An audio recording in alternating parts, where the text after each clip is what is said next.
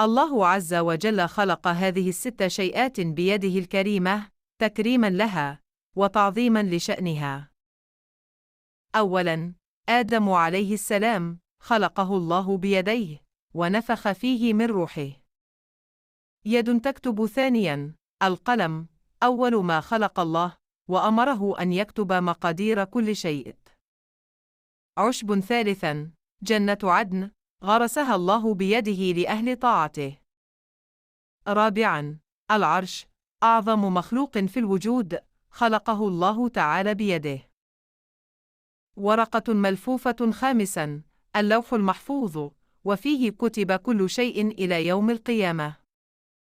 أحمر قلب. سادساً، قلوب العباد يقلبها الله كيف يشاء بيده سبحانه. فسبحان الله الذي ليس كمثله شيء وهو السميع البصير.